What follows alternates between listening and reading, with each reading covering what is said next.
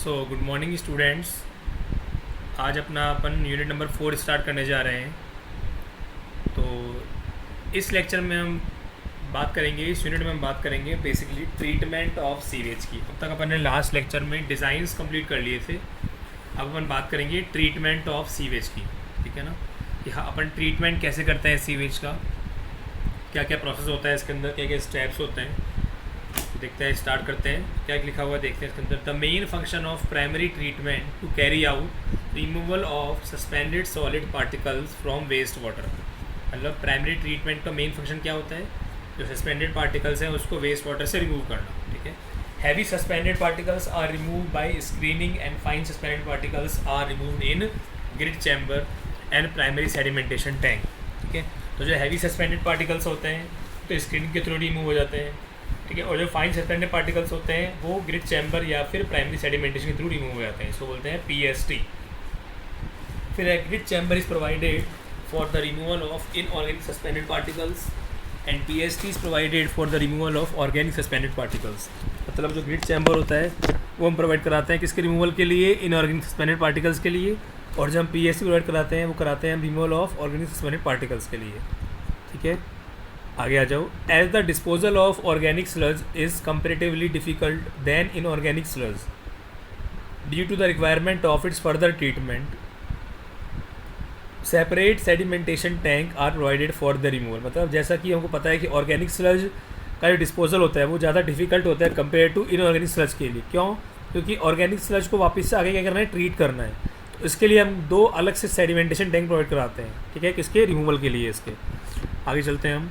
Primary treatment remove approximate 60 to 70% suspended solid present in sewage waste water. मतलब जो primary treatment होता है वो 60 से 70% सीवेज को अलग कर देता है, रिमूव कर देता है। और 60-70% सीवेज रिमूव कर रहा है, इसका मतलब 30 to 40% जो बीओडी है, 30 to 40% जो बीओडी है वो उसके अंदर काम आ जाती है, ठीक है ना।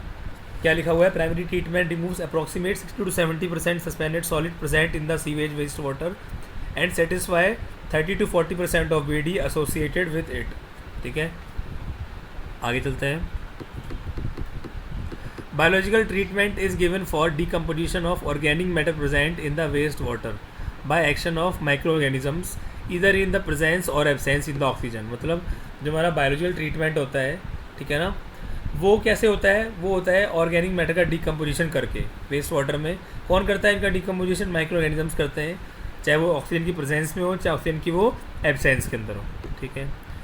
अब देखो आप सामने एक डायग्राम बना हुआ है, ठीक है। तो ये थोड़ा सा पोर्ट्रेट इसको ये होना बेसिकली लैंडस्केप में चाहिए, बट ये पोर्ट्रेट में बना हुआ है, ठीक है। तो मैं इसको एक बार चेंज करता हूँ फिर समझाऊँगा एक बार। देखिए एक बार देखो, अब यहाँ पर प्राइमरी ट्रीटमेंट दिया हुआ है, यहाँ देखते हैं एक बार देखो। तो यहाँ पर जो रोज सीवेज था, देखो यहाँ पर ये मेरा रोज सीवेज है। यहाँ पर रोज सीवेज से यहाँ पर जा रहे हैं स्क्रीन्स में, स्क्रीन्स प्लस कम्यूटेटर्स और मेरिएटर्स। ये क्या करते हैं ये हम आगे देखेंगे। उसके बाद ये आगे आता है ग्रिड चैम्बर में, जिसको बोलते हैं डिटीरियस टैंक। यहाँ पर इनऑर्गेनिक मैटर अलग होता है। फिर जाएगा प्राइमरी सेडिमेंटेशन टैंक। तो ये पूरा प्रोसेस होता है प्राइमरी ट्रीटमेंट 1 डिग्री ट्रीटमेंट। उसके बाद ये जाएगा आगे कहाँ पर 2 डिग्री, कहाँ पर बायोलॉजिकल ट्रीटमेंट के अंदर, ठीक है। और ये 1 डिग्री जब ट्रीटमेंट हो गया था तो इससे क्या होगा, निकलेगा स्लज निकलेगा, दैट इज़ 1 डिग्री या प्राइमरी स्लज, ठीक है। ये कहाँ जाएगा बेसिकली, ये आगे जाएगा। अब जब 2nd डिग्री ट्रीटमेंट कंप्लीट होगा तो इससे सेकेंडरी सेडिमेंटेशन टैंक में जाएगा और एफ्लुएंट बाहर। और सेकेंडरी सेडिमेंटेशन टैंक से कहाँ जाएगा, 3rd डिग्री या फिर केमिकल ट्रीटमेंट में, और इससे एफ्लुएंट बाहर। सेकेंडरी सेडिमेंटेशन टैंक से अगेन स्लज आएगा, ठीक है।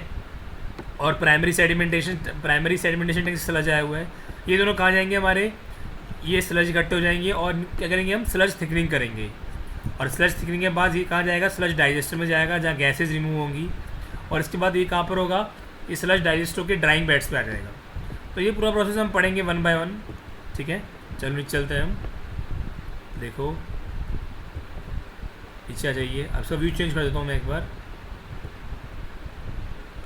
देखो नीचे चलते हैं हम। नेक्स्ट क्या दिया हुआ है इसके अंदर, प्रीलिमिनरी ट्रीटमेंट। इस ट्रीटमेंट में क्या होता है, in this treatment floating in organic matter removes with the help of the following units. कौन कौन सी फॉलोइंग यूनिट्स हैं? वो स्क्रीन्स हो गया, ग्रिड चैम्बर हो गया, स्किमिंग टैंक हो गया। उसके बाद प्राइमरी टैंक, प्राइमरी ट्रीटमेंट के अंदर क्या है? इसके अंदर suspended organic removes with the help of following units like primary sedimentation tank. फिर कौन सा है? Secondary treatment, that is very very important. Basically इस ट्रीटमेंट में ऑर्गेनिक डिजॉल्व सॉलिड्स रिमूव होते हैं किसकी सहायता से? माइक्रोब्स की सहायता से या माइक्रो ऑर्गेनिज्म की सहायता से with the following units like trickling filter, ASP etcetera. And then tertiary treatment, that is 3 degree chemical treatment. इस ट्रीटमेंट के अंदर केमिकल काम में आते हैं, ठीक है।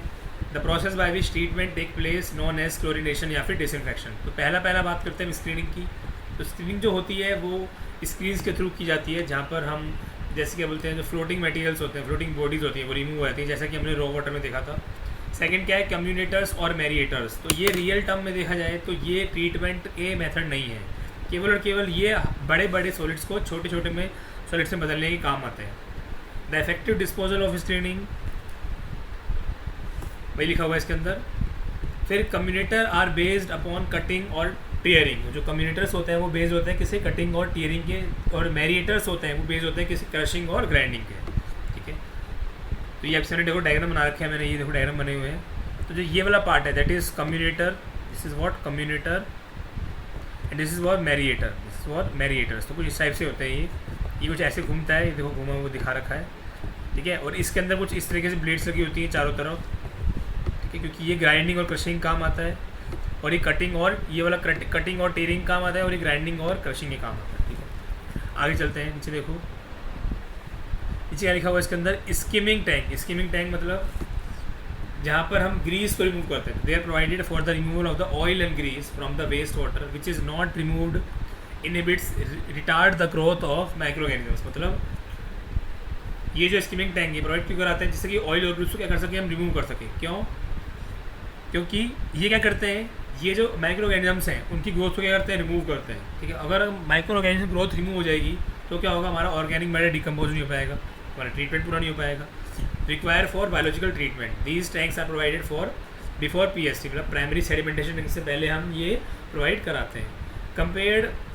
compressed air is passed from the bottom of the tank, rising bubbles of which coagulates oil and grease particles and carries them to the surface of tank from where it can be easily skimmed off skim। मतलब जब compress air provide कराते हैं हम bottom of tank से, तो क्या होता है, बबल्स क्रिएट होते हैं जो कि ऑयल एंड ग्रीस को क्या करती है, कोगुलेट कर लेती है, बांध लेती है, और उसको सरफेस पे ले आती है भारी होने के कारण, जहाँ से उसको इजीली हम स्किप कर लेते हैं या फिर स्किम कर लेते हैं।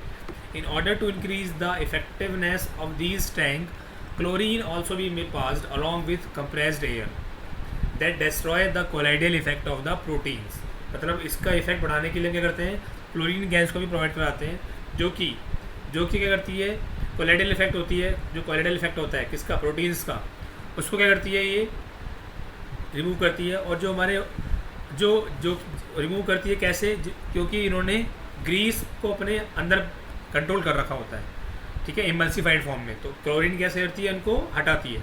These tanks are not used in India as coagulants of oil and grease particles does not take place at higher temperature। मतलब ये टैंक्स जो हैं वो इंडिया में काम में नहीं लिए आते हैं, क्योंकि जो कोआगुलेशन होता है ऑयल और ग्रीस का, वो हायर टेम्परेचर पर